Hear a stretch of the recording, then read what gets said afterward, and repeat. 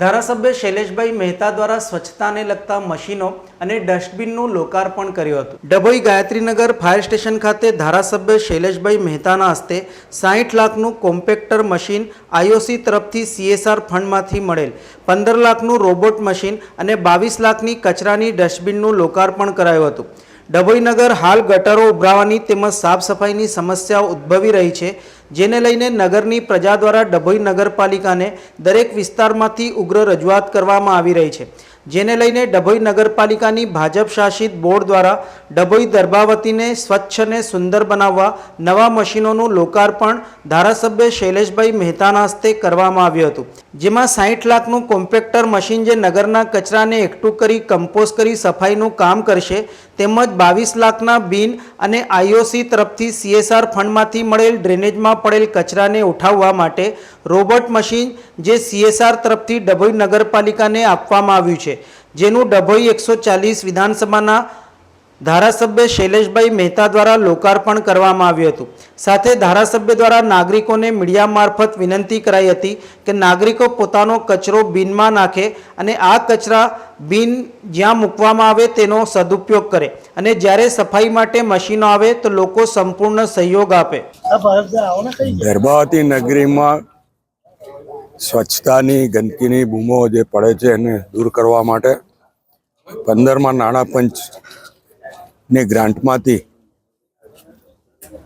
60 લાખ રૂપિયાના ખર્ચે કોમ્પેક્ટર વસાવવામાં આવ્યું છે, જે ડ્રેનેજની કચરાની કામગીરી છે, કચરો સ્થળ પરથી ઊંચકીને એને કમ્પોઝ કરીને લઈ જશે।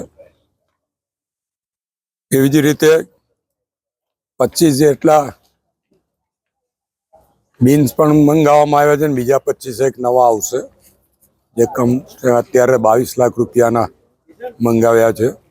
જે કચરો લોકો એ બીનમાં જ નાખે એવી આપના મારફત વિનંતી પણ કરું છું કે જ્યારે આ કચરાના બીન મૂકવામાં આવે તે લોકો એનો સદુપયોગ કરે।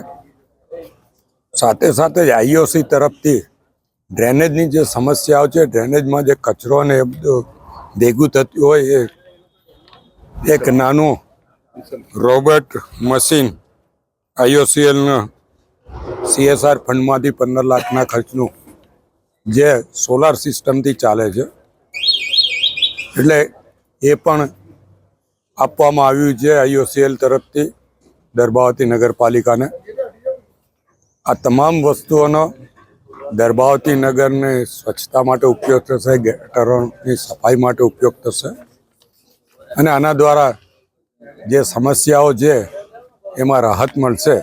એટલે હું દર્ભાવતી નગરપાલિકાના સભ્યોને તો અભિનંદન આપું છું, સાથે સાથે દર્ભાવતી નગરીના તમામ નાગરિકોને પણ અભિનંદન આપું છું, શુભેચ્છા આપું છું। સાથે જ આ તમામ વસ્તુઓનું જ્યારે લોકાર્પણ થતું હોય ત્યારે આ લોકોપયોગી વસ્તુઓનો લોકો સદુપયોગ કરે। જ્યારે સફાઈ માટે આ લઈને કોમ્પેક્ટર લઈને આવે તો લોકો એમાં સહયોગ કરે। જે કંઈ કચરો છે આ વેસ્ટ બિનમાં જ નાખવામાં આવે કે જેથી આ કોમ્પેક્ટર આવીને લઈ જઈ શકે।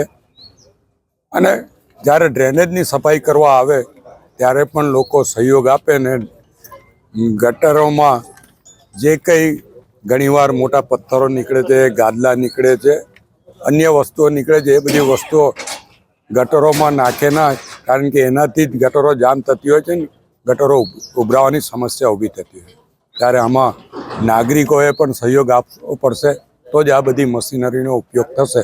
એટલે નાગરિકોનો સહયોગ પણ એટલો જ આવશ્યક છે। હું માનું છું કે દર્ભાવતી સંસ્કારી નગરી છે, તો સંસ્કારિતા પ્રમાણે આપણે સફાઈ પણ રાખીએ, સ્વચ્છતા પણ રાખીએ અને દર્ભાવતીને નગરપાલિકામાં નંબર 1માં પહોંચાડીએ, એમાં આપ સૌનો સહયોગ મળે એવી અપેક્ષા। સમાચારોના સતત અપડેટ મેળવવા માટે લોકમત ન્યૂઝને YouTube ઉપર સબસ્ક્રાઇબ કરો, બેલ આઇકોન દબાવો અને અમારી સાથે જોડાયેલ રહો Facebook, Instagram અને Twitter ઉપર।